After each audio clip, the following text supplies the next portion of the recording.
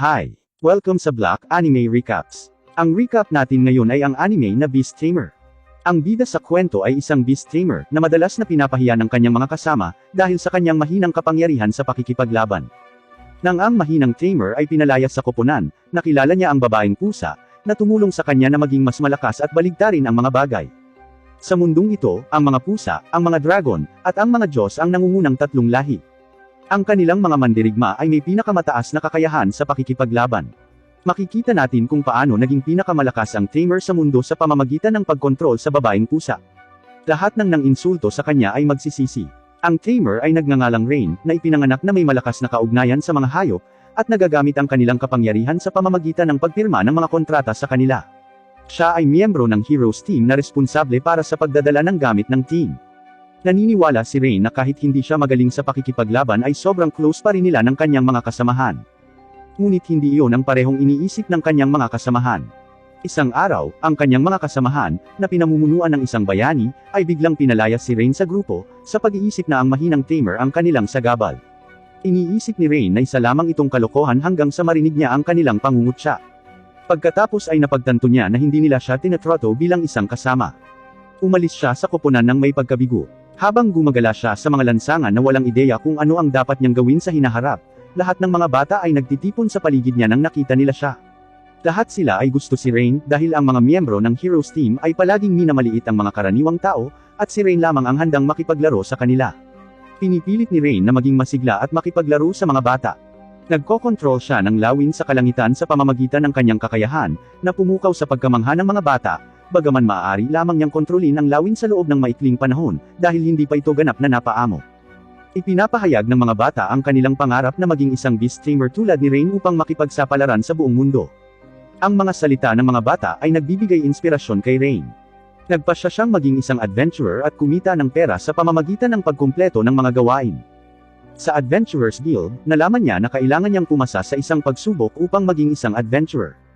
Ang pagsubok ay nangangailangan sa kanya upang manghunting ng mga goblins, at mangalap ng mga tiyak na halamang gamot. Si Rain ay kumuha ng pagsusulit. Nanghahunting siya ng mga goblins sa pamamagitan ng pagkontrol sa mga hayop upang mahanap ang kanilang mga bakas. Ang mga goblins ay mga F-rank na halimaw, kaya kahit mahina si Rain sa pakikipaglaban, madali niya itong matatalo. Pagkatapos manghunting ng sapat na mga goblins, naghanda si Rain na kunin ang mga halamang gamot, ngunit narinig niya ang sigaw ng isang batang babae. Siya ay nagmamadali sa sigaw, at natagpuan ng isang D-class na halimaw na tigre na umaatake sa isang babaeng pusa. Sinubukan ni Rain na saksakin ang halimaw na tigre, ngunit nasira ang punyal ng dumampi ito sa matigas na balat ng halimaw na tigre, na napansin si Rain at nagtakda sa kanya bilang bagong target. Sigaw ni Rain sa babaeng pusa na samantalahin ang pagkakataong makatakas. Ngunit ang babaeng pusa ay tumalon lang sa langit, at sinipa ang halimaw na tigre hanggang sa mamatay habang lumalapit ito kay Rain. Hindi inaasahan ni Rain na may ganito kalakas na kapangyarihan ang cute na dalagang ito. Bigla niyang naisip ang ilang mga bihirang lahi sa mundo na ipinanganak na may pinakamataas na lakas, at malamang nakabilang sa isa sa kanila ang babaeng pusa. Sa sandaling ito, ang babaeng pusa ay biglang bumagsak, at si Rain ay nagmamadaling hawakan siya. Naririnig niyang kumakalam ang tiyan nito, at nalaman niyang gutom lang siya. Pinakain ni Rain ang babaeng pusa ng lahat ng pagkain na mayroon siya, at pagkatapos ay nagsimula silang mag-usap. Ang babaeng pusa na nagngangalang Kanade ay kabilang sa isang malakas na lahi na nasa bingit ng pagkalipol. Pagod na siya sa boring na buhay sa kabundukan, kaya naglibot-libot na siya. Ang kabaitan ni Rain ay nagbibigay kay Kanade ng magandang impression. Tinanong niya ang lahat tungkol sa kanya dahil sa curiosity, at nalaman niyang pinaalis si Rain sa kanyang team, na ikinagalit niya. Naniniwala siyang mabuting tao si Rain, at hindi siya dapat tretuin ng ganoon. Ngunit pinilit ni Rain ang isang ngiti, at ipinaliwanag na siya ay napakahina na maaari lamang siyang maging isang pabigat para sa kanyang mga kasamahan sa koponan. Hindi ganoon ang iniisip ni Kanade. Sa unang pagkakataon na nakita niya ito, nagkaroon ng kakaibang pakiramdam ang kanyang katawan, ibig sabihin ay mapapaamo siya ni Rain. At ang katotohanang kakaunting tao sa mundong ito ang makakapagpaamo sa makapangyarihang lahi na pinanggalingan niya, at si Rain ay mas makapangyarihan kaysa sa inaasahan niya. Upang mapalakas ang kumpiyansa ni Rain, nag-aalok si Kanade na pumirma ng kontrata sa kanya. Masyadong naantig si Rain kaya hinawakan niya ang ulo ni Kanade, ngunit hindi nagtagal ay napagtanto niyang medyo biglaan ito. Si Kanade, gayunpaman, ay nasisiyahan sa kanyang paghawak. Sa sandaling ito, iniisip ni Rain na maaaring magandang ideya na pumirma ng kontrata kay Kanade. Kaya pumayag siya sa proposal niya. Sa pamamagitan ng pagsisimula ng isang magic array gamit ang kanyang dugo, si Rain ay konektado kay Kanade sa pamamagitan ng isang natatanging mahiwagang kapangyarihan na nangangahulugan na ang kontrata ay itinatag. Ang parehong simbolo ay lumilitaw sa kanilang mga kamay, na siyang patunay ng ugnayan sa pagitan nila.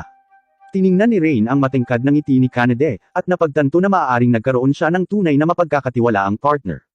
Nakumpleto ni Rain ang pagsubok sa tulong ni Kanade at nagrehistro bilang isang adventurer sa guild. Napansin ng lalaking may peklat na si Kanade ay kabilang sa isang makapangyarihang lahi, kaya't inimbitahan niya si Kanade na maging kanyang teammate ngunit tinanggihan. Ang lalaki ay nagmungkahi ng isang tunggalian ng direkta kay Rain, na nagsasabi na ang malakas lamang ang nararapat kay Kanade. Alam ni Rain na palaging makakakuha ng atensyon ng iba si Kanade. Sa halip na makakuha ng panibagong provocation matapos iwasan ang tunggalian na ito, kinuha ni Rain ang hamon sa pakikipagbuno sa braso sa lalaki. Sa hindi inaasahang pagkakataon, natalo niya ang lalaki sa loob lamang ng isang segundo, na ikinagulat nila maging ng kanyang sarili. Buong pagmamalaking sinabi ni Kanade kay Rain na ang mga pumirma ng kontrata sa isang malakas na lahi ay makakakuha ng sobrang lakas. Ngayon ang pisikal na lakas ni Rain ay kasing lakas niya. Inaasahan ni Kanade ang kanilang mga pakikipagsapalaran sa buong mundo upang makumpleto ang mahihirap na gawain, at makakuha ng hindi pangkaraniwang katanyagan. Gayunpaman, ang mga gawain na maaari nilang gawin ngayon ay upang mangolekta lamang ng mga halamang gamot, dahil si Rain ay isang F-rank adventurer pa rin. Bigla silang nakarinig ng sigaw mula sa malapit, at agad na sumugod sa tunog. Nakita nila ang isang grupo ng mga bandido na ninakawan ng isang matandang lalaki ang kanyang mga paninda, at nagbabalak na patayin siya. Hiniling ni Rain kay Kanade na protektahan ang matanda, at pagkatapos ay nagmamadaling sumugod ng mag-isa upang labanan ang mga bandido. Pagkatapos pumirma ng kontrata kay Rain, kailangang sundin ni Kanade ang kanyang mga utos. Medyo nag-aalala siya na hindi magagamit ni Rain ang kapangyarihan na natanggap niya ng maayos. Sa hindi inaasahan, maganda ang trabaho ni Rain at hindi niya talaga kamatch ang mga bandido. Sa pagtingin sa kabayanihan ni Rain sa labanan, si Kanade ay nagsimulang magkaroon ng pagmamahal sa kanya. Pagkatapos ng labanan, pinaalalahanan ni Rain ang matanda na huwag mag-isang maglakbay sa kagubatan. Dismayado ang matanda na nagpaliwanag na nag-hire siya ng ilang adventurer na natalo ng mga bandido at tumakas. Pinakiusapan niya si Rain na sumama sa kanya dahil malapit nang maghiganti ang organisasyon ng mga bandido. Ngunit hindi sinunod ni Rain ang matanda, sa halip, plano niyang alisin ang organisasyon ng mga bandido kasama si Kanade. Sa pagkontrol ng mga hayop, nahanap ni Rain ang kwebo ng mga bandido kung saan may daan-daang bandido. Alam ni Rain na mahihirapang harapin ang napakaraming bandido sa pamamagitan lang nilang dalawa, kaya gumawa siya ng plano. Nag-iipon siya ng isang pulutong ng mga bubuyog na nagdadala ng mga lason, na nagbabalak na utusan silang salakayin ang mga tulisan. Kasabay nito, inayos si Kanade na humingi ng tulong sa mga sundalo sa bayan. Kapag napagod ang mga bandido sa pagharap sa mga bubuyog, madaling mapapabagsak ni Rain at ng mga sundalo ang lahat ng mga bandido. Pumirma si Rain ng kontrata sa isang malaking bilang ng mga bubuyog, na ikinagulat ni Kanade. Karaniwan, ang mga tamers ay maaari lamang pumirma ng mga kontrata sa mga hayop, at hindi kayang mag-utos ng napakaraming nilalang. Dahil sa kapangyarihan ni Rain, mas kumbinsido si Kanade na ang pagpirma ng kontrata kay Rain ay ang tamang pagpipilian. Samantala, may 3 tao na tumatakas sa malapit, na lumabas na mga adventurer na nag-iwan sa matanda. Ang 2 batang babae ay ayon sa pagkakabanggit ay isang salamangkero at isang priest mula sa hero team kung saan kasama si Rain, at ang lalaking may brown na buhok ay isang beast tamer na kanilang inupahan. Sinadya ng 2 batang babae na kumita ng ilang pera sa pamamagitan ng pagkumpleto ng gawain, at hindi nila inaasahan na makatagpo ang mga bandido. Inaakusahan nila ang tamer ng pagpapabaya sa kanyang duty, sa paniniwalang dapat ay inayos niya muna ang malaking bilang ng mga hayop na magpatrolya sa paligid, at pagkatapos ay ginamit ang mga hayop upang hadlangan ang mga kaaway sa labanan. Galit na inaakusahan sila ng lalaking may brown na buhok na hindi makatwiran, dahil ang karamihan sa mga tamers ay nakakakontrol lamang ng isang hayop. Napagtanto ng mga babae na si Rain, na kanilang hinamak, ay talagang isang nangungunang tamer. Medyo nahihiya sila, bagamat alam nilang walang kinalaman ang lalaking may brown na buhok sa pagkatalo nila sa labanan, ibinibigay pa rin nila sa kanya ang lahat ng sisi sa kabiguan. Pinapatahimak pa nila siya tungkol sa anumang nangyari ngayon sa pamamagitan ng puwersa para mapanatiling buo ang kanilang reputasyon. Samantala, maayos naman ang plano ni Rain. Nais ng mga sundalo na maalis ang mga bandido. Sa kalaunan, nahuli nila ang lahat ng mga bandido sa ilalim ng patnubay ni Rain. Noon lang, ilang malalaking butiki ang biglang lumundag mula sa kailaliman ng kuweba, at lahat sila ay mga C-rank na halimaw, espesyal na pinalaki ng mga bandido para harapin ang mga nanghihimasok. Sinabi ni Rain sa mga sundalo na dalhin ang mga bandido sa labas ng kuweba, at haharapin niya ang mga halimaw kasama si Kanade. Sinunod ng mga sundalo ang kanyang arrangement, at naghintay sa labas ng kuweba. Pagkatapos ng matinding labanan, natalo ni Rain at Kanade ang lahat ng halimaw. Nang makita silang walang pinsala, sinisigaw ng mga sundalo ang kanilang mga pangalan bilang pagsamba. Sa unang pagkakataon, naramdaman ni Rain ang katuparan ng pagiging kinikilala ng napakaraming tao. Alam niyang hindi siya mananalo kung wala ang tulong ni Kanade, at taos-pusong ipinapakita ang kanyang pasasalamat sa kanya. Bilang tugon, ipinakita sa kanya ni Kanade ang isang matamis na ngiti. Bilang gantimpala para sa kontribusyon ni Rain, ina-upgrade siya ng Adventurer Guild mula level F hanggang level E, kasama ang pagbibigay sa kanya ng bounty. Si Rain at Kanade ay may malaking piging upang gantimpalaan ang kanilang sarili. Ngunit nang sumapit ang gabi, nalaman nilang may isang silid na lang ang natitira sa hotel. Balak ni Rain na maghanap ng ibang hotel, ngunit naaakit si Kanade sa silid at ayaw umalis. Dahil pag-alagala sa labas ng maraming taon, si Kanade ay bihirang manatili sa isang hotel ng tao. Ang inosenteng babaeng pusa ay walang pag-iingat, na kinukumbinsi si Rain na manatili dahil komportable ang kama. Iginiit ni Rain na mag-isang mag-camping sa labas ngayong gabi, dahil sa palagay niya ay hindi mabuti para sa isang binata at isang babae na manatili sa iisang silid sa buong gabi. Kasabay nito, binalaan niya si Kanade na maging mas maingat sa mga lalaki. Naagrabyado si Kanade, ipinaliwanag niya na hindi siya tanga para magtiwala sa sinumang lalaki. Hindi niya ikinababahala na manatili kay Rain, dahil natagpuan niya itong isang mabait at tapat na adventurer sa panahon ng kanilang pakikipagsapalaran. Ang mga salita ni Kanade ay nakaantig kay Rain, kaya pumayag siyang manatili. Ngunit sa sumunod na segundo, hindi siya nakaimik, dahil nahihiya siyang pinaalalahanan ni Kanade na tumalikod kapag nagpalit siya ng damit. Si Rain ay pagod na pagod sa mga araw na ito kaya't siya ay nakatulog kaagad, na nagpapasaya kay Kanade. Dahil sa kanyang pagkakakilanlan bilang babaeng pusa, marami na siyang nakilalang masasamang tao, na ikinadidismaya niya sa mundo. Hanggang sa nakilala niya si Rain, at na-realize niya na may kabaitan sa mundo. Itinuring siya ni Rain bilang isang karaniwang babae at mas masaya siya kaysa dati sa mga panahong magkasama sila. Sa pag-iisip na itinaboy si Rain sa team, nagpasya siyang tulungan si Rain na maging mas malakas. Sa susunod na mga araw, masaya sina Rain at Kanade na magkasama. Madalas silang kumukuha ng ilang mababang antas na mga quest, na madaling makumpleto sa tulong ni Kanade. Ngunit si Rain ay nakakuha ng isang mahirap na gawain ngayon. May nanggugulo sa tulay na nagpapasimula ng tunggalian sa mga dumadaan. Kapag napagpasyahan na ang tagumpay, ititigil ng tao ang laban. Upang malayang makadaan ang mga tao sa tulay, maaari lamang gawin ni Rain at Kanade ang gawain. Dahil matagal nasa kagubatan si Kanade, ginagawa pa niya itong isang nobelang karanasan habang naglalakad sa tulay. Habang si Rain naman ay nag-iisip kung bakit ang mga dumaan na natalo ay ayaw ibunyag ang hitsura ng troublemaker. Sa sandaling iyon, isang pulang dragon ang bumagsak mula sa langit, na naging isang may pulang buhok na batang babae na si Tanya pagkatapos ng buga ng usok. Si Tanya ang troublemaker na nambugbog sa mga dumadaan. Ang lahi ng dragon ay sumasamba sa malalakas, at lahat ng magiging 15 taong gulang ay kailangang lumabas upang magsanay. Si Tanya, bilang isang batang babae, ay hindi alam kung saan siya makakahanap ng isang malakas na kalaban.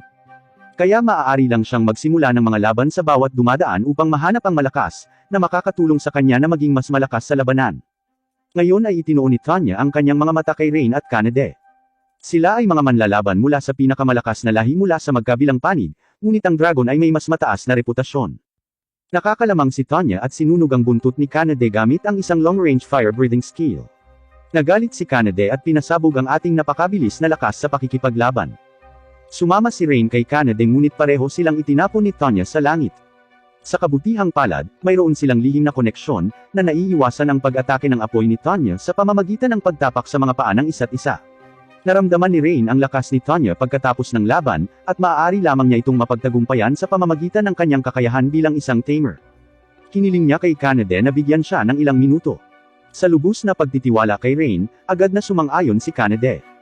Habang nagtatago si Rain, sina Kanade at Tanya ay muling nagkaroon ng matinding labanan. Nag-overdraft si Kanade para itigil si Tanya, para hindi maatake si Rain sa loob ng ilang minuto. Di nagtagal, sa utos ni Rain, hindi mabilang na mga ibon ang sumugod kay Tanya. Ngunit ang antas ng pag-atake na ito ay hindi makakasakit kay Tanya, na handang pabagsakin si Rain upang tapusin ang labanan. Sa hindi inaasahang pagkakataon, hindi napigilan na lumuhad ang kanyang mga binti. Lumalabas na ang mga ibon na ipinanganak na may paralisadong epekto, ay hindi maaaring saktan ang kaaway ngunit maaaring gawin siyang hindi makagalaw. Kahit na ang dragon ay may kahangahangang defense ability, hindi kayang tiisin ni Tanya ang napakaraming nakakaparalisadong pag-atake. Sa makatuwid, maaari lamang niyang aminin ang pagkatalo. Akala ni Tanya ay ibebenta siya ni Rain, ngunit pinakiusapan lang siya ni Rain na huwag nang atakihin ang mga dumadaan. Ang kanyang matingkad na ngiti ay nagbibigay liwanag sa kanyang kalooban, at ito ang kanyang unang pagkakataon na makatagpo ng gayong mabait na tao. Nang bumalik si Rain sa Adventurers Guild, sinundan siya ni Tanya. Napakaluwag sa pagsasalita ng Dragon Girl na ito na halos ibunyag niya ang kanyang pagkakakilanlan bilang troublemaker sa tulay. Buti na lang at pilit siyang tinatakpan ni Rain, kung hindi ay itataboy si Tanya palabas ng bayan. Sa paglaon sa pag-uusap, sa wakas ay alam na ni Rain ang dahilan kung bakit ang mga binugbog ni Tanya ay ayaw na ibunyag ang kanyang pagkatao, dahil ang kanilang pakiramdam ay nahihiya na matalo sa isang babae. Sa makatuwid, maitatago ng mabuti ang pagkakakilanlan ni Tanya. Pagkatapos ay iminungkahi ni Tanya na sumali sa koponan ni Rain, dahil itinuring niya si Rain bilang isang makapangyarihang adventurer pagkatapos niyang talunin siya, at gusto niya ang personalidad ni Rain, na labis na nagpapaselos kay Kanade. Tuwang-tuwa si Rain dito. Maswerte na para sa maraming tao na makatagpo ng isang manlalaban mula sa pinakamalakas na lahi, ngunit nakilala niya ang dalawa pagkatapos niyang umalis sa koponan. Manghihinayang siyang sayangin ang kanyang swerte kung hindi niya papayagan si Tanya na sumali. Pagkatapos ay sinimula ni Rain ang ritual kasama si Tanya. Matapos ang isang mabangis na pagkislap ng liwanag, ang kanilang kontrata ay nilagdaan. Habang lumilitaw ang parehong simbolo sa kamay ni Tanya, nararamdaman niya ang malakas na koneksyon kay Rain. Habang si Rain ay pinalad na manalo sa isang lottery, ang kanyang mga dating kasama ay nahulog sa isang mahirap na oras. Kung wala si Rain, naaabala sila sa pag-aalala tungkol sa mga supply ng kagamitan sa panahon ng mga pakikipagsapalaran, at halos mawala ng buhay sa kagubatan. Ang pinuno ay nagnanais na linlangin si Rain pabalik upang tulungan silang tapusin ang kanilang gawain para sa oras na ito, at pagkatapos ay muling itaboy siya. Ang mga bukirin ng ordinaryong tao ay nasisira ng slimes, na may kakayahan at pagkakataong dumami ng mabilis, ngunit ang mga adventurer ay nag-aatubili na i-clear ang slimes sa mababang bayad. Kinukuha ng mabait na tamer na si Rain ang kanyang dalawang kasosyo upang simulan ang gawain ng paglilinis ng slimes. Ayaw mabasa ni Kanade sa pamamagitan ng malapit na pakikipaglaban sa slimes, at si Tanya ay naghagis ng fireball magic na nakakapag-alis ng slimes mula sa malayo, na nagbibigay daan sa kanya upang makakuha ng paghanga kay Kanade. Para silang dalawang asawa ni Rain na magkasundo. Nagpakita si Rain ng bagong kasanayan sa labanang ito. Ikinabit niya ang isang bahagi ng kanyang kaluluwa sa ibon, upang makontrol niya ang katawan ng ibon upang lumipad sa kalangitan upang mahanap ang lugar ng pagtitipon ng slime. Lubos na humanga sina Kanade at Tanya sa husay ni Rain, na tumutulong sa kanila na mahanap ang slime sa lalong madaling panahon. Hiniling ni Tanya kay Rain na subukang atakehin ang slimes gamit ang mga bolang apoy. Bagamat si Rain ay isang beast tamer sa halip na isang salamangkero, magagamit niya ang makapangyarihang magic ng lahi ng dragon habang nakapirma ng kontrata sa kanya ang Dragon Girl na si Tanya. Ang Dragon at Cat Clan ay nagdadala kay Rain ng magic power at physical strength. Si Rain, na minsan ng mahina, ay naging isang makapangyarihang mandirigma. Sa ilalim ng gabay ni Tanya, nagsasagawa si Rain ng magic ng fireball sa slimes, at unti-unting umaangkop sa paggamit nito. Matapos makumpleto ang misyon, binayaran si Rain ng isang halaga ng pera, na ang lahat ay naging pagkain sa kalaunan. Siguro kung mas malakas ang isang tao, mas marami siyang kinakain. Sina Tanya at Kanade ay may matakaw na gana. Bago pa kumagat si Rain ay parang bundok na ang mga plato sa harap ng dalawang babae. Pagkatapos nilang kumain ay nagsimula na silang mag-usap. Dahil panandalian lang silang magkakilala, gusto ni Kanade at Tanya na malaman pa ang tungkol kay Rain. Saglit na nag-alinlangan si Rain, at sa wakas ay nagkwento tungkol sa kanyang buhay. Siya ay mula sa isang nayon kung saan nagtitipon ng mga tamer, kaya't lumaki siyang isang tamer tulad ng iba. Minsan ay nagkaroon siya ng masayang pamilya, ngunit isang aksidente ang sumira sa kanyang nayon, pati na rin sa kanyang pamilya. Nang marinig ito, ang dalawang babae ay labis na nalungkot para kay Rain, at nag-aalala tungkol sa pagtatanong pa. Ngunit ayaw ni Rain na mag-iwan ng napakaraming sikreto at pagka-estranghero sa mga kasama, kaya ipinagpatuloy niya ang kanyang kwento. Isang araw noong siya ay 12 taong gulang, pumunta si Rain sa isang lugar na malayo sa nayon upang magsanay sa pagpapaamo ng mga hayop. Ngunit pag-uwi niya sa gabi, nalaman niyang nasusunog ang nayon. Ang ilang mga halimaw ay sumalakay sa nayon, at lahat ay patay. Si Rain lang ang nakaligtas. Bagaman siya ay 12 taon pa lamang, kailangan niyang mamuhay ng mahirap na malayang buhay. Pagkatapos, nakilala niya ang dati niyang mga kasama. Inanyayahan siya ng pinuno na si Arios na sumali sa pangkat ng pakikipagsapalaran. Nais ni Rain na pigilan ang trahedya ng kanyang nayon na mangyari muli, kaya pumayag siyang sumali, ngunit natuklasan lamang na itinuring siya ni Arios na isang katulong upang gumawa ng mga kakaibang trabaho para sa koponan. Sa sandaling ito, hinawakan ni Kanade ang kamay ni Rain. Sa wakas ay nalaman niya na ang dahilan kung bakit napakadesperadong lumaban si Rain sa tuwing nakakaharap niya ang mga halimaw ay dahil ayaw ng mabait na batang lalaki na maulit ang trahedya. Sumama rin si Tanya para palakasin ang loob ni Rain. Pinupuri ng dalawang babae si Rain at pagkatapos ay sinimulang isumpa si Arios na malamang na maghirap ang kanyang adventure team. Ang kanilang nakapagpapatibay na mga salita ay nagpainit sa puso ni Rain. Sa unang pagkakataon, naramdaman niyang naaprubahan ang mga pagsisikap na ginawa niya. Pagkatapos ng pag-uusap, naging mas malapit sila sa isa't isa, na nagpapahintulot sa kanila na makipagtulungan ng maayos sa susunod na misyon ng krusada laban sa mga half-orc. Ang masamang balita ay si Tanya ay sobrang kumpiyansa pagkatapos na makakuha ng ilang mga tagumpay ng madali. Kahit na ilang beses na siyang binalaan ni Rain na maging mas maingat, wala talagang pakialam si Tanya. Bilang isang resulta, isang aksidente ang mangyayari sa lalong madaling panahon. Ang mga half-orc kahit na medyo mahina ang kapangyarihan sa labanan, mayroon silang pangunahing katalinuhan, na nagpapahintulot sa kanila na magpanggap ng patay upang magtakda ng bitag para kay Tanya. Sa kabutihang palad, ang kanyang mga kasama ay nagbigay ng mabilis na reaksyon at nailigtas siya. Nang makitang nasugatan si Rain, nagkasala si Tanya. Hindi niya akalain na bilang isang Dragon Girl, mapapahamak niya ang kanyang mga kasama, at masasaktan sa pakikitungo sa mga low-level na half-orc. Habang si Tanya ay nasa tulay na ang kanyang isip ay gumagala, nakilala niya ang isang tao na babae. Nang makita ang maputlang mukha ni Tanya, naisip ng batang babae na nasaktan siya sa labanan. Naramdaman muli ni Tanya ang kabaitan mula sa mga tao, na labis niyang pinahahalagahan. Pero ngayon, hindi niya pinansin ang kabaitan ni Rain dahil sa sobrang kumpiyansa niya, dahilan para masaktan si Rain. Nang mahanap ni Rain si Tanya, nagilty ang dalaga kaya hindi niya napigil ang umiyak. Inaaliw siya ni Rain na ang pagiging okay niya ang pinakamahalaga. Tumakbo si Kanade para yakapin si Tanya, na nagparamdam sa dragon ng isang mahiwagang kapangyarihan na pinangalan ng pagkakaibigan. Sa gabi, dinadala ni Rain ang dalawang babae sa hotel. Maaaring sinusubukan ng may-ari ng hotel na tulungan si Rain na umibig, na nagsasabi na mayroon na lamang isang silid na natitira sa hotel. Kaya naman, walang ibang pagpipilian si Rain kundi ang manatili kasama ang dalawang babae sa iisang kwarto. Hindi makatulog si Tanya dahil kapag naiisip niya si Rain, mabilis ang tibok ng puso niya. Malabo na napagtanto ng inosenteng babae na maaaring umibig siya kay Rain, pilit na pinipigilan ang sarili na huwag matulog katabi si Rain. Nang tumingin siya kay Rain ay nagbigay siya ng masayang ngiti. Pagkatapos ng magandang gabing pahinga, ipinagpatuloy nila ang kanilang paglalakbay sa pakikipagsapalaran.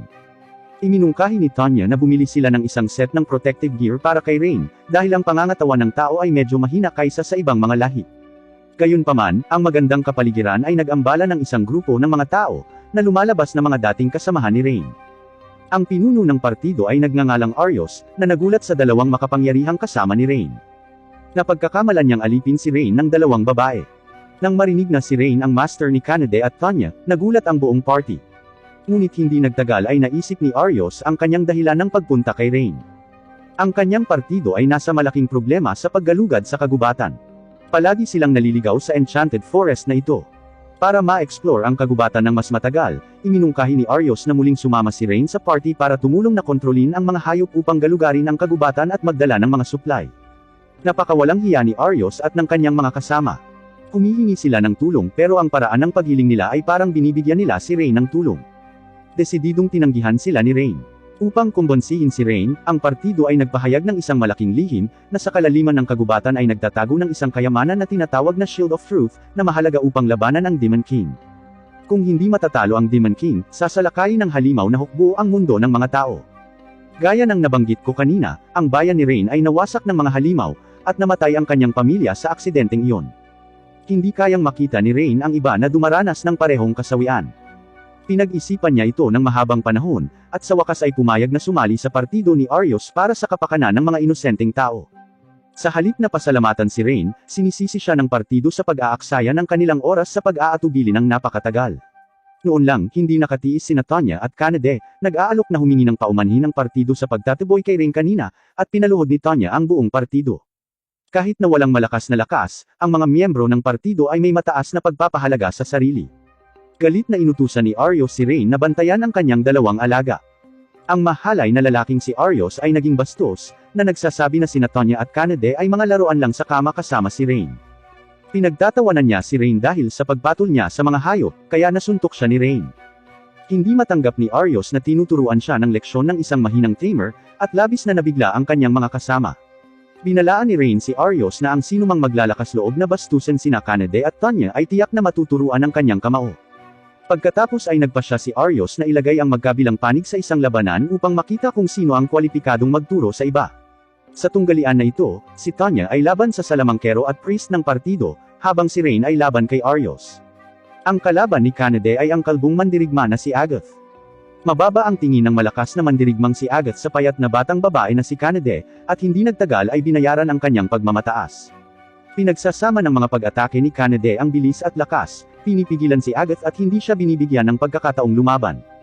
Nakaramdam ng kahihiyan, nag-counterattack si Agoth habang pansamantalang huminto sa pag-atake si Kanade. Ngunit casual na hinaharangan ni Kanade ang malalakas na pag-atake ni Agoth, na parang bumangga siya sa isang bato. Pagkatapos ay nagpasya si Agoth na gamitin ang lahat ng kanyang lakas upang manalo sa labanang ito, at ngayon lang niya ginamit ang 80% ng kanyang lakas. Gayunpaman, ang sumunod na mga salita ni Kanade ay nagpasindek kay Agoth. Ginagamit pa lang ng babaeng pusa na ito ang 20% ng kanyang lakas. Nawala ang lahat ng kanyang kumpiyansa, labis na natakot si Agoth na hindi man lang siya nakablock, sinipa ni Kanade at nakoma. Samantala, sa larangan ng digmaan ni Tanya, ang priest na si Mina ay may parehong pag-atake at pantulong na mahika, habang ang salamangkero na si Lian ay nakakabisado ng higit sa 1,000 mahika. Gayunpaman, sa pamamagitan lamang ng pag-snap ng kanyang mga daliri, hinaranggan ni Tanya ang kanilang kumpiyansa na pag-atake. Muling umatake sina Mina at Lian, ngunit madaling napigilan ni Tanya. Ang batang babae na dragon na si Tanya ay nakakabisado ng mga advanced na magic, at maaari niyang suriin kung aling mga elemento ang ginawa ng magic ng kalaban, kaya, ginamit niya ang mga pang-restrain na elemento upang direktang kontrahin ang magic. Si Mina at Lian ay hindi umamin ng pagkatalo, at patuloy na naglulunsad ng higit pang mga pag-atake. Ngunit si Tanya ay nakatayo lamang at pinitik ang kanyang mga daliri, na pinapawi ang lahat ng mga pag-atake ni Mina at Lian, at maging ang kanilang mahika ay inuubos din niya. Si Tanya, na may kalamangan, ay nagpasya na talunin ang kanyang mga kalaban na may ganap na advantage upang matulungan si Rain na maghiganti. Habang si Tanya ay malapit ng magkas ng pinakamataas na antas ng mahika, ang mga maitim na ulap ay humaharang sa kalangitan sa ilalim ng impluensya ng kanyang mahika. Kaagad pagkatapos noon, ang nakakasilaw na mga ilaw ay tumagos sa mga ulap, at hindi mabilang na mga magic array ang lumilitaw sa kalangitan. Si Mina at Lian, na proud, ay takot na takot hanggang sa maihina sa kanilang pantalon.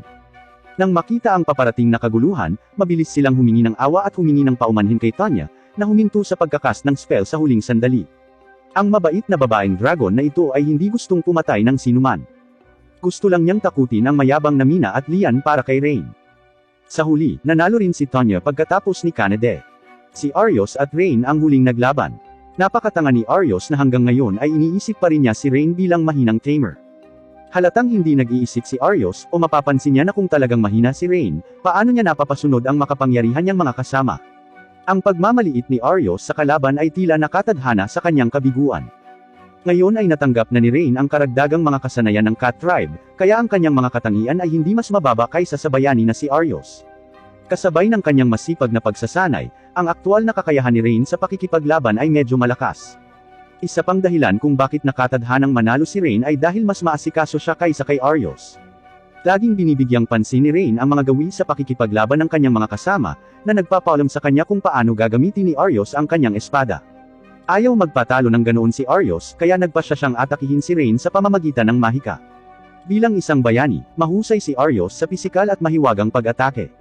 Gayunpaman, ang high-level magic ni Arios ay natapatan ng low-level magic ni Rain. Ito ay dahil binigyan ni Kanade si Rain ng physical stat boost, habang tinulungan ni Tanya si Rain na magkaroon ng mga karagdagang mahiwagang katangian.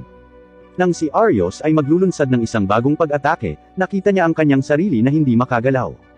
Nakontrol pala ni Rain ang isang kalapit na bubuyog para makalusot kay Arios habang nakikipaglaban.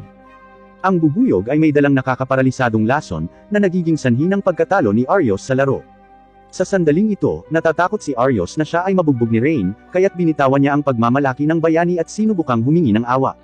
Ang dating makapangyarihang bayani ay isa na ngayong tolunan na tinapakan sa ilalim ng mga paa ni Rain. Si Rain at ang kanyang dalawang kaibigan ay nakakuha ng isang perpektong tagumpay, ang mga bayani ay maaari lamang aminin ang pagkatalo. Lumuhad sila sa lupa na parang mga tolunan para humingi ng tawad, at binitawan ni Rain ang kanyang pagkamuhi sa kanila. Pagkatapos nito ay malapit nang magtungo sa trabaho si Rain.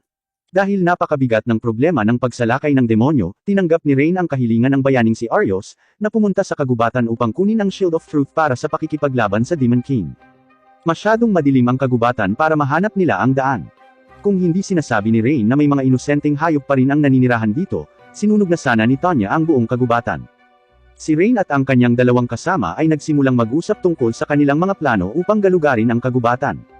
Ang treasure hunt na ito ay maaaring lubhang mapanganib, kaya't si Rain ay patuloy na nag-iingat na humihiling sa dalawang magka-partner na mag-ingat, habang siya ay handa na ilipat ang kanyang kaluluwa sa isang ibon tulad ng dati, na naghahanap ng tamang daan sa matataas na pwesto ng vision. Habang wala si Rain, maingat na binabantayan ni Tanya at Kanade ang katawan ng kanilang master. Pagkaraan ng ilang sandali, natapos ni Rain at ng mga kalapit na ibon ang kanilang paghahanap sa daan, at ang kanyang kaluluwa ay bumalik sa kanyang katawan upang manguna. Hindi nagtagal ay natuklasan ni Rain na may mali. Nakumpirma na niya ang ruta kasama ang mga ibon noon, ngunit naligaw na sila ngayon.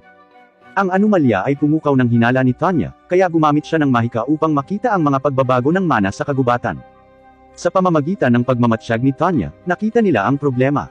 May isang malaking puno na naglalagay ng ilusyonaryong mahika, na napapalibutan ng mahika na nakakaapekto sa kanilang paningin. Iyon ang dahilan kung bakit patuloy silang naliligaw. Mayroon ding malawak na magical field sa puno, at ang pinakamadaling paraan upang alisin ang mahika ay ang sirain ang puno.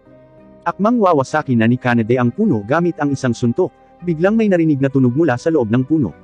Lumitaw ang isang diwata na si Sora. Ang mga diwata, bilang isa sa pinakamalakas na lahi tulad ng pusa at dragon, ay mas mahusay sa mahika kaysa sa dragon. 200 taon na ang nakalilipas, ang mga diwata ay nagkaroon ng alitan sa mga tao, na sumira sa kagubatan at sa wakas ay nagtago sa isang liblib na lugar upang manirahan sa pag-iisa, habang may matinding galit sa mga tao sa daan-daang taon.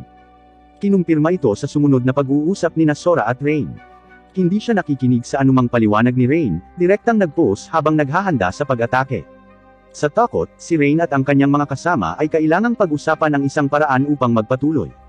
Ang diwata ay napakagalit sa mga tao kaya naniniwala si Tanya na imposible ang mapayapang solusyon, at ang pinakamagandang paraan ay ang sirain ni Kanade ang puno habang si Sora ay ginugulo. Ngunit nagpasya pa rin si Rain na magkaroon ng malinaw na pag-uusap kay Sora, na nagpapasaya kina Kanade at Tanya, dahil sumali sila sa koponan ni Rain para sa kanyang kabaitan. Sa mahalagang sandali ng negosasyon, sinubukan pa rin ni Sora na umatake habang si Rain ay nananatiling kalmado, at hinihiling lamang kay Sora na huwag atakihin ang kanyang mga kasama. Nais iwaksi ni Rain ang mga hinala ng diwata sa kanyang katapatan, na natutunan niya noong naging tamer pa lang siya.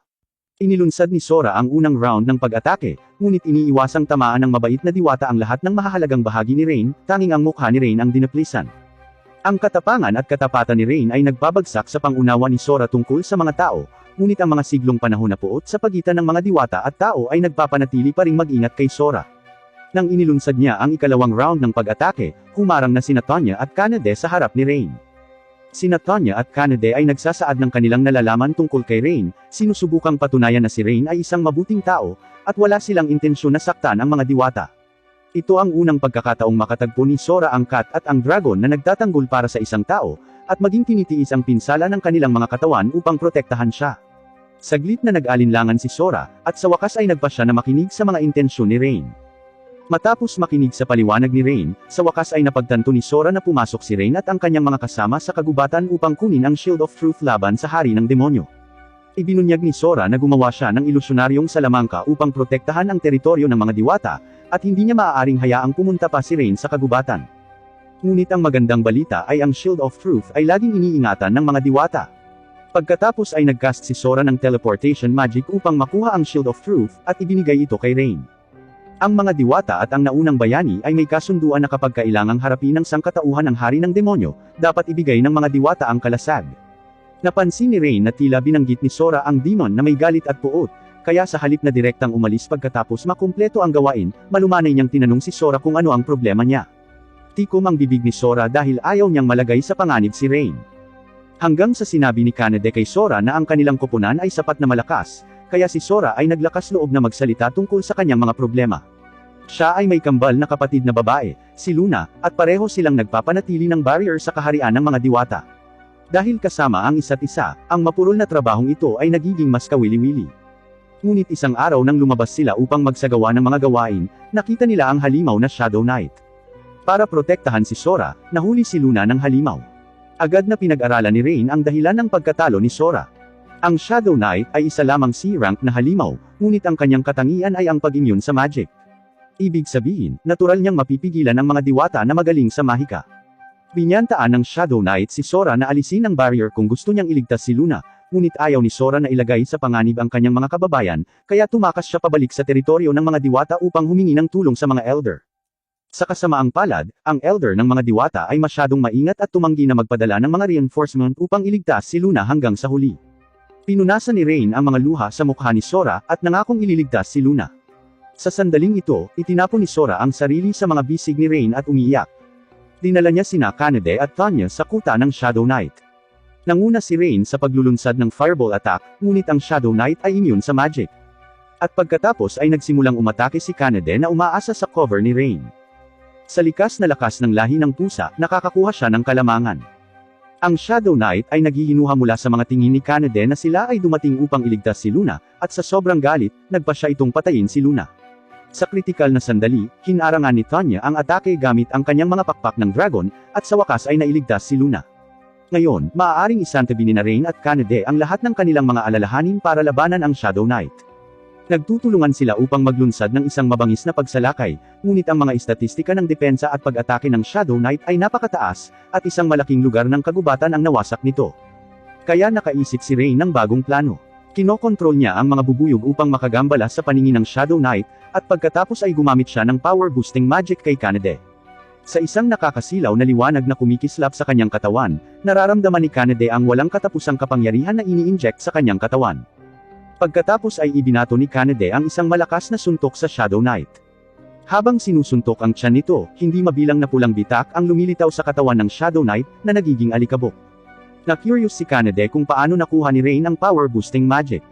Ipinaliwanag ni Rain na ito ay isang pangkaraniwang mahika na natutunan niya sa kanyang bayan, ngunit hindi niya ito magamit hanggang sa ibinahagi ni Tanya ang kanyang kapangyarihan sa mahika sa kanya. Itinuro ni Tanya na dahil napaka-advance ng power-boosting magic, hindi ito makukuha ng mga ordinaryong tao. Sa sandaling iyon, naputol ang pag-uusap ng paggising ni Luna. Pinabalik siya ni Rain sa kailaliman ng kagubatan, kung saan masaya na muling nagsama sina Sora at Luna. Sa pakikipag-chat, natuklasan ni Rain na kahit nakambal sina Luna at Sora, ang kanilang mga personalidad ay ganap na naiiba. Si Sora ay matatag habang si Luna ay mahilig magbiro, at sa lalong madaling panahon ay naging pamilyar kay Rain. Pagkatapos ay nag-uusap ang magkapatid na diwata tungkol sa isang mabigat na paksa. Nabigo sila sa mga diwata na ayaw iligtas si Luna, ngunit hindi nila alam kung saan pa sila magpupunta. Binalaan sila ni Rain na mag-ingat sa mga tao at halimaw sa labas, habang ang masayang pusa na babae na si Kanade ay nagmumungkahi na hayaan ang kambal na sumali sa kanilang koponan. Nag-aalala si Rain na ang salungatan sa pagitan ng mga diwata at mga tao ay mahihirapan kay Sora, ngunit sa katunayan, ang kanyang pagliligtas ay ganap na nakuha ang tiwala ng dalawang diwata, na pumayag na pumirma ng kontrata kay Rain. Ngunit hindi nagtagal ay nakatagpo ng isa pang problema si Rain. Dahil may iba't ibang paraan ng pagpirma ng mga kontrata sa iba't ibang lahi, hindi pa siya natutong pumirma ng kontrata sa isang diwata. Iniisip ni Kanade at Tanya na si Rain ay isang mahusay na tamer at sigurado na may paraan para pumirma ng kontrata sa mga diwata. Ang kanilang paghihikayat ay nagbibigay ng kumpiyansa kay Rain. Pagkatapos ay kinagat ni Rain ang kanyang daliri upang bumuo ng isang magic array sa kanyang palad. Nakatutok siya dito para hindi mabigo ang kambal. Di nagtagal, sinimula ni Rain ang unang round ng mga pagtatangka, na nangyayari ng hindi inaasahan ng walang anumang aksidente. Nagawa ni Rain na pumirma ng kontrata sa dalawang diwata ng sabay-sabay. Ito ang unang pagkakataon ni Rain na pumirma ng kontrata sa dalawa ng sabay. Napakalaki ng kanyang enerhiya na halos mawala ng malay. Ngunit ito ay sulit. Kung makakolekta si Rain ng 3 pang mas malakas na kasamahan, maaari niyang ipatawag ang Super Dragon Ball para mag-wish. Matagumpay na nakumpleto ang gawain, at ibinigay ni Rain ang Shield of Truth sa bayaning si Arios, na hindi naniniwala na makukumpleto ng mahinang tamer ang gawain na nabigo niya, kaya si Mina, ang priest ng pangkat ni Arios, ay gumagamit ng mahika upang makumpirma ang shield, at nakakuha lamang ng nakakagulat na resulta na nakuha talaga ni Rain ang Shield of Truth. Ayaw na ni Rain na magkaroon pa ng kinalaman sa mga taong ito. Ngunit habang kinukuha niya ang paunang napagkasunduang gantimpala sa gawain mula kay Arios at malapit nang umalis, pinigilan siya ni Agath. Sa kabila ng pagtutol ni Arios, nais ni Agath na imbitahan si Rain pabalik sa koponan, habang atubiling sinabi ni Mina at Lian na handa silang ikompromiso at tanggapin si Rain. Nakakainis ang ugali nila kay Rain. Ang partido ng bayani ay palaging labis na mapagmataas na wala silang pakiramdam na humingi ng tawad para sa nakaraan. Sa huli, tinanggihan ni Rain ang imbitasyon ni Agath. Ang talagang pinapahalagahan niya ay hindi ang katanyagan at yaman na natamo matapos talunin ng Demon King, kundi ang mga kaibig-ibig at mababait na kasama sa kanyang tabi. Ang iba sa team ay naiinis lang kay Rain, ngunit may ideya si Arios na patayin si Rain, dahil hindi niya matanggap na natalo siya sa tamer na minsan niyang hinamak. Tingid sa kaalaman ni Rain, siya pala ay pinupuntirya na ni Arios.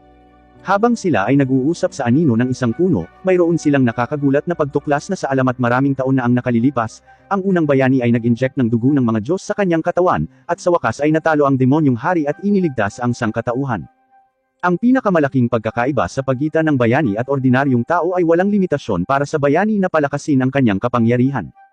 Habang sila ay nag-uusap, mas nararamdaman nila na si Rain ay halos kapareho ng bayani, dahil hindi lamang siya pumirma ng mga kontrata sa mga nilalang mula sa pinakamalakas na lahi, ngunit ang kanyang lakas ay lumampas din sa mga limitasyon ng paulit-ulit na malayo sa mga ordinaryong tao. Nag-follow up si Kanade, na naniniwalang hanggat makahanap si Rain ng ilan pa sa pinakamalakas na nilalang na pumirma ng mga kontrata, tiyak na malalabanan niya ang hukbo ng Demon King ng direkta. Ang lahat ng mga kasama ni Rain ay nag-iisip na hindi kayang tanggapin ni Arios ang responsibilidad sa pakikipaglaban sa hari ng demonyo, at ang kanilang payo ay nagpaisip kay Rain. Nagpasya siyang isipin ang posibilidad ng pakikipaglaban sa Demon King mismo, na nagiging sanhi ng mataas na moral ng kanyang mga kasamahan sa ilang sandali. Narito ang nakakatawang bahagi. Dahil iisa lang ang bakanteng kwarto sa tuwing mananatili sila sa hotel, kinailangan matulog si Rain kasama ang 4 na babae na natutulog ng basta-basta. Ngayong may pares ng kambal na diwata si Rain sa kanyang team, kailangan niyang takpan ang pagkakakilanlan ng 2 babae araw-araw. Ang 2 diwata na babae ay labis na kinakabahan sa lungsod ng tao, natatakot na sila ay kunin bilang mga alagang hayop. Hanggang sa makita nilang madaling makisalamuha sina Tonya at Kanade sa mga tao, tuluyang nababawasan ang tensyon sa kanilang mga puso. Sa sandaling iyon, maraming mga tao na bata ang dumating upang makipag-chat sa kambal na diwata, na itinuturing din nilang mga asawa ni Rain. Ang kanilang walang muwang na anyo ay hindi tumutugma sa mga chismis sa mga diwata na ang mga tao ay masama. Unti-unting naniwala ang kambal na maraming mabubuting tao sa mundo maliban kay Rain. Sa lalong madaling panahon ng grupo ay dumating sa pinakamahusay na tindahan ng armas sa bayan, na pinamamahalaan ng isang dwarf na nagngangalang Gantz, na nagbibigay ng hindi kanais-nais na unang impression, kaya ang kapaligiran sa proseso ng pagpili ng mga armas ay medyo mahirap. Tanging ang masayahing diwata na si Luna ang napakasigla pa rin. Iminungkahi niya na si Rain, isang tamer, ay dapat bumili ng mga latego upang mapaamo ang mga hayop, at pinagpapantasyahan ang hindi malinis na imahe ng mga ito na hinahagupit ni Rain. Bilang isang resulta, siya ay malubhang na lecture ng kanyang kapatid na si Sora. Sa proseso ng pagpili, nalaman ni Rain na ang mga armas dito ay maganda, ngunit hindi masyadong praktikal. Sa sandaling iyon, dumating ang isang adventurer upang bumili ng armas. Patuloy niyang ipinakikita ang kanyang kayamanan, kaya pinagbilhan siya ni Gantz ng isang napakagandang mahabang espada. Pagkaalis ng adventurer, tinanong ni Rain si Gantz kung bakit mas fashionable ang mga armas dito, ngunit hindi praktikal. Natatawa si Gantz nang marinig ang tanong na ito. Pagkatapos ay ibinunyag niya na ang mga armas na inilatag ay pawang basta lang na ginawa, habang ang mga nakatagong armas ay ang pinaglaanan ni Gantz ng kanyang sarili sa paggawa. Ang mga tao ngayon ay nais lamang na magbayad para sa mga pinakamahal na armas, anuman ang angkop sa pagitan ng sandata at ng gumagamit, at madalas nilang itinatapon ng mga lumang armas sa pagtugis ng mga bagong sandata na mas nakakaakit sa kanila. Si Gantz ay may hindi mabilang na mga kalyo sa kanyang mga kamay dahil sa paggawa sa loob ng maraming taon, at ang lahat ng mga nilikha na armas ay parang sarili niyang mga anak, kaya hindi niya maaaring payagan ang mga detalyadong sandata na mayurakan. Kaya naman si Gantz ay nagpapakita ng mga ordinaryong armas para subukan ang mga bisita, at ang kanyang magagandang sandata ay para lamang sa mga may kaalamang adventurer tulad ni Rain. Pagkatapos ay tinanong ni Gantz si Rain tungkol sa kung paano nakita ni Rain ang mga depekto sa kanyang mga armas. Ipinaliwanag ni Rain na bilang isang tamer, kailangan niyang obserbahan ang mga hayop ng madalas, kaya nagkakaroon siya ng malakas na kakayahang mag-obserba. Pinapahalagahan ni Gantz ang espesyal na kapalaran sa pagitan nila at nagpas siyang mag-customize ng sandata para kay Rain. Gayunpaman, ang problema ay walang sapat na mga materyales upang likhain ang mga armas. Ang problema ay nasa minahan ng mithril na ipinasa sa mga henerasyon sa pamilyang Gantz. Gayunpaman, nawala ang mga mithril ore ng biglaan. Sa pangkalahatan, may proseso raw para maubos ang isang mineral, kaya naghinala si Rain na may nagnanakaw ng mithril ore. Para sa kanyang sariling mga sandata, at upang matulungan si Gantz, si Rain ay nagsasagawa ng gawain ng pagsisiyasat sa minahan ng mithril. Nang pumunta si Rain at ang kanyang mga kasama sa Adventurers Guild para magulat, narinig nila na ang bayaning si Arios ay nagre-recruit ng mga katulong na kasamahan, at maraming tao ang nagmamadaling mag-sign up para sa katanyagan at kayamanan. Si Rain ay may magandang pag-iisip, at hindi nagagalit sa kanyang kinasusuklaman na si Arios na gumagawa ng mas mahusay. Noon pa lang, curious na ang guild receptionist na si Natalie sa pagkakakilanlan ng Fairy Twins, at sadyang niligaw ng mapaglarong babae na si Luna si Natalie para isipin na sila ang mga asawa ni Rain. Nagmamadaling kinuha ni Rain ang task file para ibahin ang topic. Pagkatapos magulat sa guild, si Rain at ang kanyang partido ay agad na pumunta sa Mithril Mine. Magaling sa magic ang mga diwata, pero mahina ang physical fitness, kaya halos mamatay ang kambal sa pag-akyat nila sa bundok. Sa daan, dumating sila sa kabuuan ng isang lawa, kung saan ang mga batang babae ay nagpasya na maglaro sa tubig at magpahinga. Nagsimulang magubad si Kanade sa harap ni Rain, na ikinatakot ni Rain at mabilis siyang nagtago. Habang ang mga babae ay naliligo sa lawa, sina Luna at Sora ay nakatitig kina Kanade at Tonya sa buong oras, dahil naiinggit sila sa kanilang magagandang figure at sinusubukang tanungin sila kung paano gawing matambok ang kanilang mga katawan. Sa sandaling iyon, inatake si Kanade mula sa likuran, at ang kanyang sigaw ay umakay kay Rain. Pero nakagat lang pala siya ng isda. Dahil sa aksidenteng ito, nabusog ni Rain ang kanyang mga mata. Taos-puso siyang humihingi ng paumanhin sa mga babae pagkatapos, ngunit ang mga babae ay palaging may gusto kay Rain, at hindi naaabala sa lahat. Pagkatapos nito, bumalik na sila sa paglalakbay. At nasigurado, may nagnanakaw ng mithril sa minahan. Madaling natalo ni Tonya at Kanade ang dalawang magnanakaw. Hiniling ni Rain sa kanila na mag-ingat, dahil ang mga ibon sa kalangitan ay napaka-abnormal pagkatapos nilang magpakita. Hinala ni Rain na natuklasan sila ng isang tamer na kumokontrol sa mga ibon sa minahan. Isang grupo ng mga magnanakaw ang nasa minahan ng mithril na mapagbantay, at ang tamer sa kanila ay natuklasan si Rain at ang kanyang mga kasama sa pamamagitan ng ibon. Agad na nagsimula ang labanan sa pagitan ng dalawang partido, na ang pag-atake ng pana at arrow ng mga magnanakaw ay na-neutralize ng Dragon Girl na si Tonya, at ang magic attack ay madaling naharang ng Fairy Twins. Para naman sa Beast Tamer, napatumba siya sa suntok ni Rain. Pagkatapos ay ipinatawag ng nagalit na tamer ang kanyang lihim na sandata, isang biglas na halimaw na pinalaki niya. Ang Shadow Knight na ginugol ni Rain ng maraming oras sa pagpapabagsak ay isang sea level lamang. Ang mga halimaw sa antas na ito ay mahirap paamuin ng mga tao, kaya hiniling ni Rain sa kanyang mga kasama na ilipat ang mga nahuli na hostage sa labas ng minahan, habang siya at si Kanade ay magtutulungan upang harapin ang halimaw sa minahan. Naaakit ni Rain ang atensyon ng halimaw, habang si Kanade ay lihim na hinuhuli ang Beast Tamer. Gayunpaman, ang lalaking ito ay partikular na matigas ang ulo. Nahuli man siya, ayaw pa rin niyang kontrolin ang halimaw na sumuko. Ang pag-atake ng halimaw ay magpapabagsak sa minahan anumang oras, sa makatuwid, kailangang ipagsapalaran ni Rain ang paglapit sa halimaw. Sa hindi inaasahang pagkakataon, pilit niyang pinirmahan ang isang kontrata sa halimaw sa napakaikling panahon, na kinokontrol ang halimaw. Ito ay hindi kailanman nangyari sa mga Beast Tamers. Ang kakilakilabot na kakayahan ni Rain ay nagbunsod sa kaaway sa kabaliwan, na sinubukang kunin muli ang kontrol sa halimaw, na naging sanhi ng galit ng halimaw at naglunsad ng walang pinipiling pag-atake. Sa huli, si Rain ay naglabas ng kanyang lakas at napatay ang halimaw, kaya nailigtas ang buhay ng kalaban. Alam na alam ni Rain na ang mga tao at mga halimaw ay may matinding puot sa isa't isa, na hindi ganap na mabubura sa pamamagitan ng simpleng pagpapaamo, kaya't binibigyang pansin niya ang mga galaw ng mga halimaw sa buong proseso. Pagkatapos ng labanan, tinanong ni Rain ang pagkakakilanlan ng mga magnanakaw. Lumalabas na lahat sila ay bumili ng mga armas sa tindahan ni Gantz, at kalaunan ay narinig mula sa iba na sila ay nalinlang ng mga ordinaryong armas na ibinibenta ni Gantz. Kaya't sila ay pumunta sa kanyang mithril mine upang nakawin ng mineral bilang ganti. Matapos sabihin ni Rain kay Gantz ang nangyari, naramdaman ni Gantz na komplikado.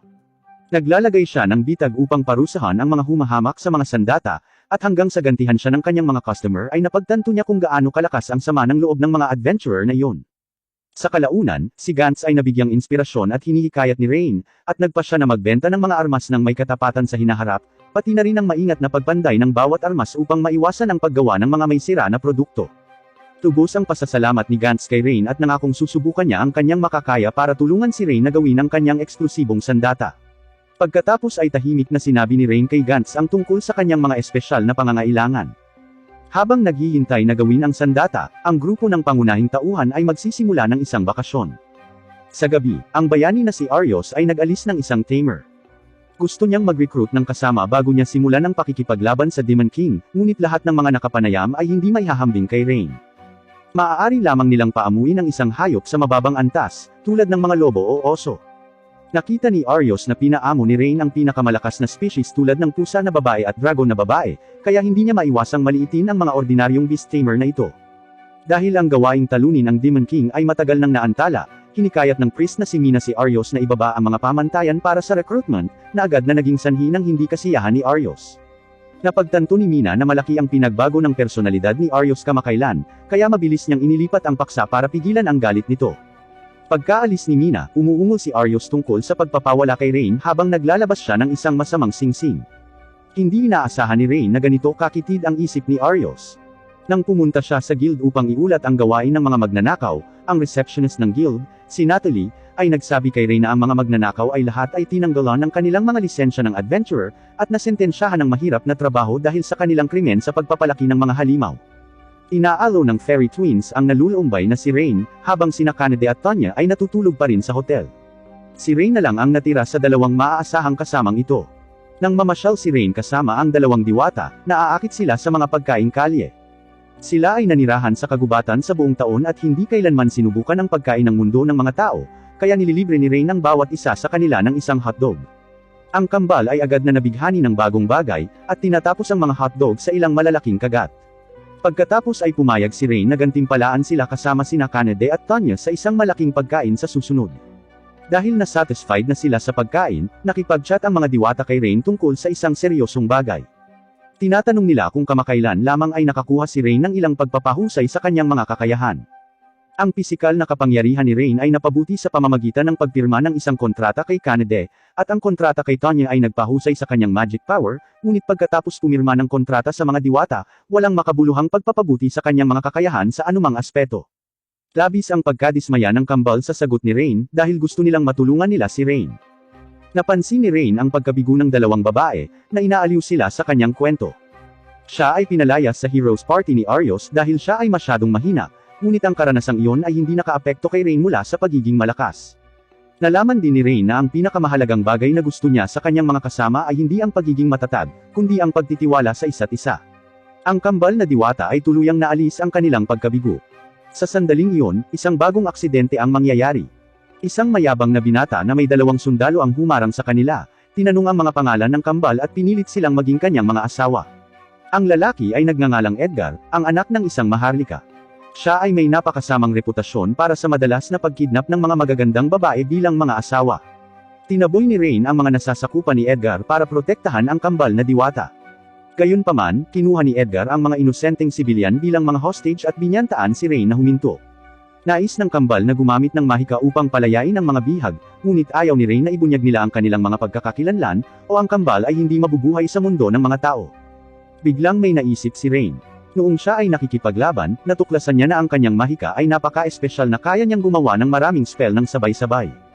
Kaya nagpa siya si Rain na subukan ito at nagpakawala ng mga bowl ang apoy.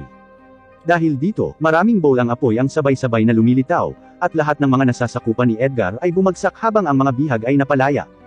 Dahil nagawa ni Rain na itaboy si Edgar, nakatanggap siya ng pasasalamat mula sa mga taga-nayon. Sa sandaling ito, tahimik na pinagmamasdan ni Arios ang eksenang ito sa hindi kalayuan na may masamang ngiti sa kanyang mukha. Hindi pa alam ni Rain na ang bayaning ito ay naging mas nakakatakot kaysa sa halimaw.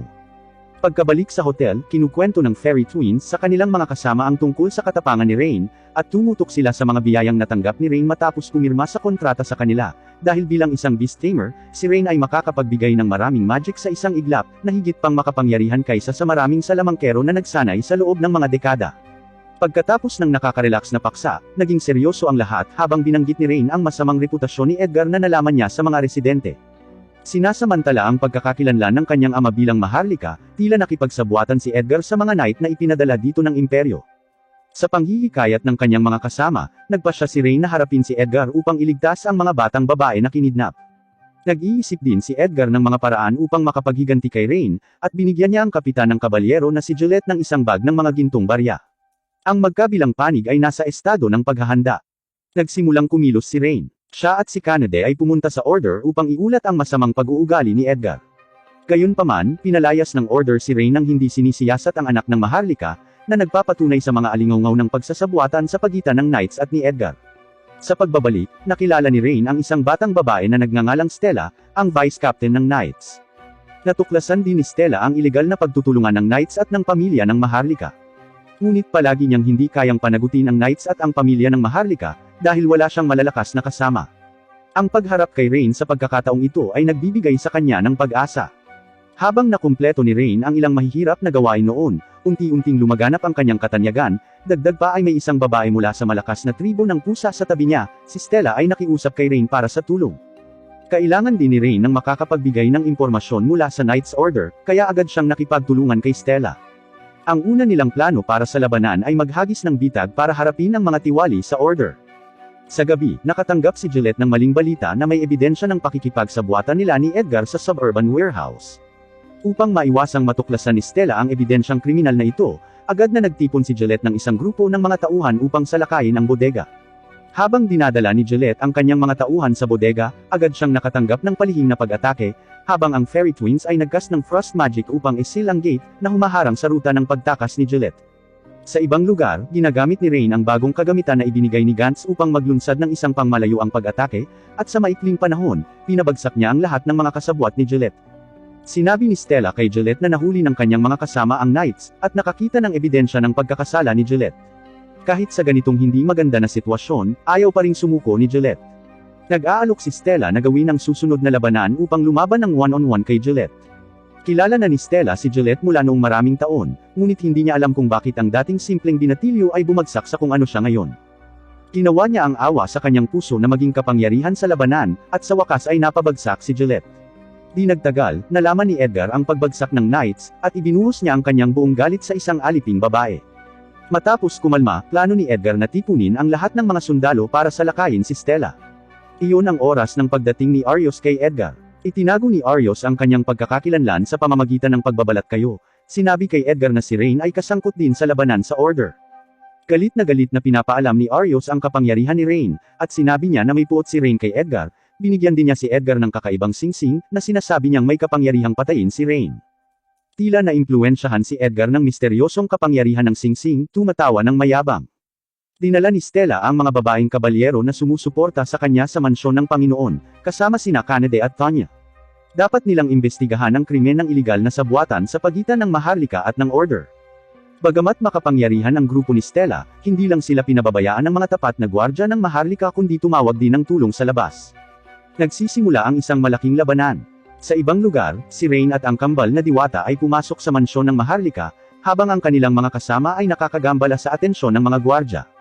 Nang gumamit ng mahika ang kambal para alamin ang lokasyon ng mga nakakulong na alipin ni Edgar, naramdaman nila ang isang nilalang na may makapangyarihang magical powers. Kinulaan ni Rain na galing ito sa isa sa pinakamalakas na lahi, ngunit hindi niya matiyak kung ang siya ay alipin o kasama ni Edgar.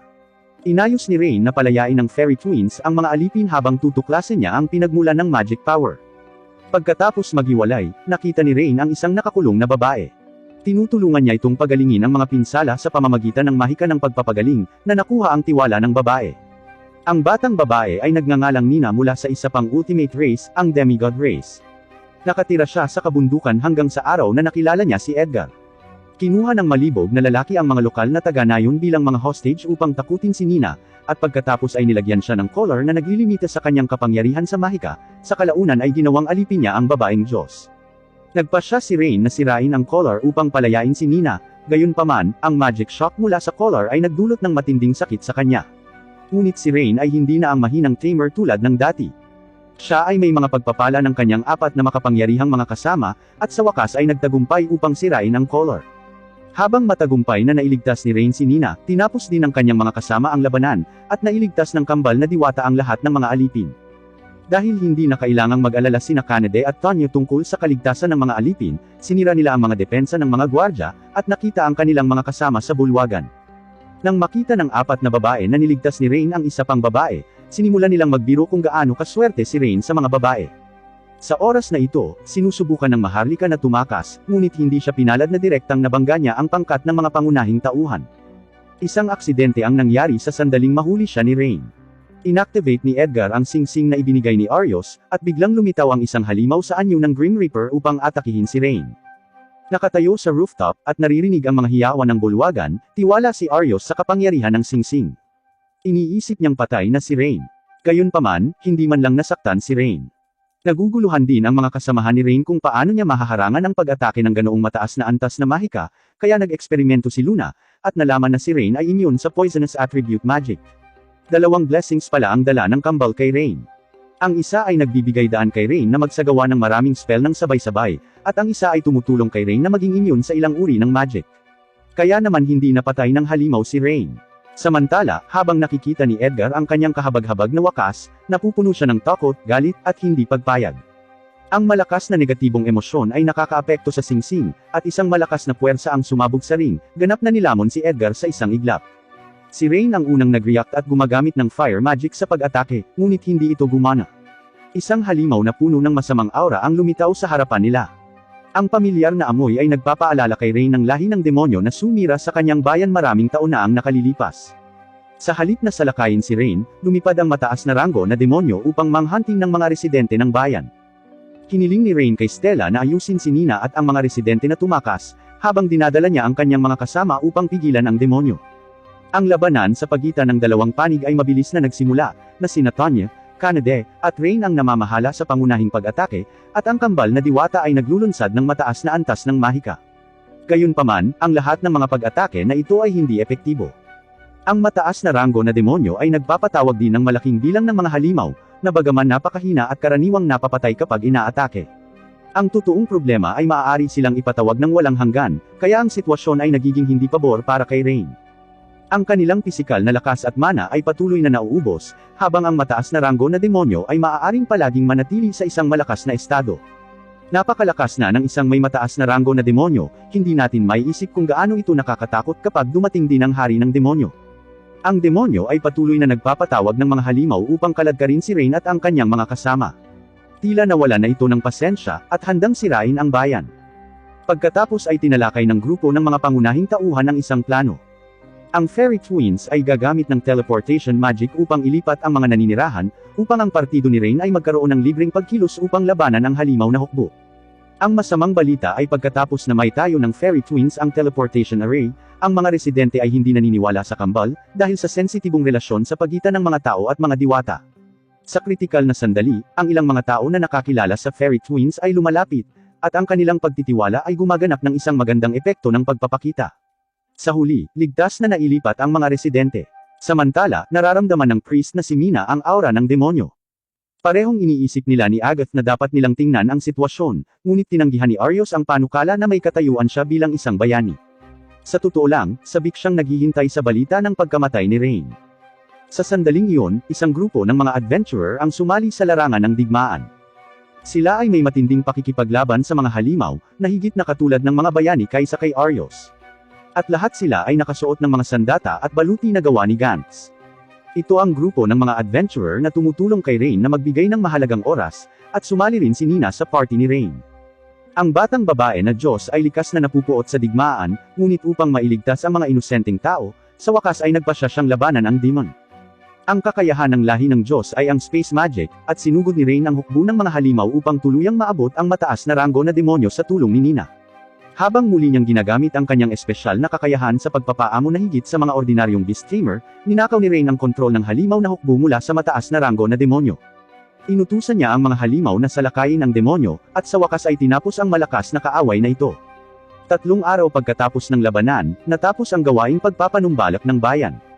Si Stella ay naging bagong kapitan ng mga kabalyero, habang ang dating kapitan at ang maharlika na nakipagsabwatan sa isa't isa ay inihatid sa maharlikang kabisera upang hintayin ang hatol. Lumipat na ang nayo ni Nina, kaya sumama sa party ni Rain ang babaeng Diyos na walang mapupuntahan. Sikat na sikat sila ngayon sa bayan, at naging bayani sa mata ng lahat. Nagustuhan ni Nina na makasama si Rain at iba pa, kaya nag-alok siyang pumirma ng kontrata kay Rain. Buti na lang at hindi masyadong kumukonsumo ng dugo ang ritual, kung hindi, kahit na hindi mamatay si Rain sa kamay ng mga demonyo, sa huli ay mamamatay siya dahil sobra ang dugo niya sa pagpirma ng mga kontrata. Inaabisuhan ng grupo ng mga bida na mag-assemble sa Adventurers Guild, kung saan nakita nila ang bagong Knight Captain na si Stella. Napakabait ng babaeng knight na ito, at naabot niya ang pakikipagtulungan sa guild ng adventurers, kaya tutulong ang mga adventurers sa pagtatanggol sa bayan mula sa pagsalakay ng mga demonyo sa hinaharap. Gayon din, dahil natalo na ni Rain ang A-level na demonyo, itinataguyod siya ng guild bilang isang C-level adventurer. Nagtataka ako nang marinig ko ang desisyong ito, natalo ni Rain ang isang A-level na kalaban, hindi ba dapat i-upgrade siya sa A-level adventurer? Anyway, walang pakialam si Rain sa hindi pantay na karangalan. Ngayon ay gusto lang niyang malutas ang problema sa tirahan. Nahihiya siyang manatili sa isang silid ng hotel kasama ang 5 babae. Pagkatapos ng talakayan, nagpasya si Rain at ang kanyang mga kasama na bumili ng bahay sa bayan, at doon tumira. Pagkatapos, nagsimula silang maghanap ng bahay. Gayunpaman, pagkatapos ng pagbisita sa ilan, hindi pa rin sila makahanap ng isang disente. Ang pinakahuli lang ang mukhang maganda sa lahat ng aspeto, ang problema lang nito ay may multo dito. Nang malaman ni Kanade na haunted house ito, niyakap niya kaagad si Rain at nanginginig. Ngayong wala ng extra na bahay na makikita, maaari na lamang nilang tingnan ang loob ng bahay bago gumawa ng desisyon. Hindi nagtagal pagkatapos nilang pumasok sa bahay, may nangyaring kakaiba. Isang ghost maid ang lumitaw sa harap nila, na ang katawan ay kasing sexy ni Tanya, at lubos na nakahihigit sa ilang maliliit na babae ng grupo ng mga bida. Ang multo ay walang aktwal na katawan, kaya madali niyang naiiwasan ang iba't ibang pag-atake. Nakikita niya ang takot ni Kanade sa mga multo, at sadyang tumakbo para takutin ang babaeng pusa. Sa sandaling iyon, isang aksidente ang nangyari. Habang si Kanade ay labis na natatakot at nawala sa sarili, panandalian niyang nakuha ang kakayahang umatake ng mga multo. Bumaliktad ang sitwasyon ngayon, at mas mukhang multo si Kanade. Sinamantala ng Fairy Twins ang pagkakataong gumawa ng silang magic, at pansamantalang na-trap ang multo, na pagkatapos ay sinubukang salakayin si Rain, ngunit kontrolado niya. Ang lalaking ito ay hindi lamang kayang paamuin ang lahat ng uri ng mga nilalang, kundi pinapasa ilalim pa sa kanya ang multo. Sa wakas ay nagkaroon ng pagkakataon si Rain na magkaroon ng mahinahong pakikipag-usap sa multo, na nagpapakilala sa sarili bilang Tina Holy. Ang kanyang may-ari ay isang bastos, na brutal na pumatay sa kanya 30 taon na ang nakakaraan. Marahil, dahil hindi siya nabuhay ng sapat, si Holy ay ayaw maging isang multo, at gumalagala sa bahay na kanyang tinitirhan ngayon. Ang kwento ni Holy ay nag-aalis ng takot ni Kanade tungkol sa kanya. Matapos panuorin ang unang 12 episodes, naniniwala ako na kilala mo na rin ang personality ni Rain. Sa wakas ay kinuha niya si Holy, na walang kaibigan at walang tahanan, tulad ng pagkuha sa iba pa niyang mga kasama. Sa huli, niresoldo ni Rain ang nakakatakot na problema, at binili niya ang bahay na gusto niya. Pagkatapos, nagsimula silang maghanda ng isang pagdiriwang para sa paglipat sa kanilang bagong tahanan. Ang masayang kapaligiran sa party ay hindi maiwasang isipin ni Rain ang ilang mga nakaraang kaganapan. Nawalan siya ng pamilya maraming taon na ang nakalilipas at naging ulila, ngunit ngayong nagkaroon na ng bagong pamilya si Rain, sa wakas ay hindi na siya nag-iisa, at ang kwento ng unang season ay dumating sa isang masayang pagtatapos. Hindi ko inaasahan na mapapalawak ni Rain ang kanyang harem sa finale, at kahit ang multo ng mga patay ay maaaring masakop. Ngayon, ang kanyang harem ay may mga babaeng pusa, dragon, diwata, demigod, at multo. Malakas ang kutob ko na ang taga-sulat ng senaryo ang magtatayo ng pinakamalaking harem sa kasaysayan. Ilan kaya ang magiging asawa ni Rain? Huwag mag-atubiling iwanan ang iyong sagot sa lugar ng komento, at ibubunyag ko kung ano ang iba pang mga kaakit-akit na babaeng partner na lilitaw sa paligid ni Rain kapag inilunsad ang ikalawang season. Kung gusto mo ng anime recaps, mangyaring mag-subscribe sa aking channel. At ipopost ko ang recap video kapag inilunsad ang ikalawang season. Maraming iba pang mga kawili-wiling recap sa aking channel, i-click lamang at maaaring makatulong sa iyo na patayin ang ilan sa iyong nakakainip na oras. Bye!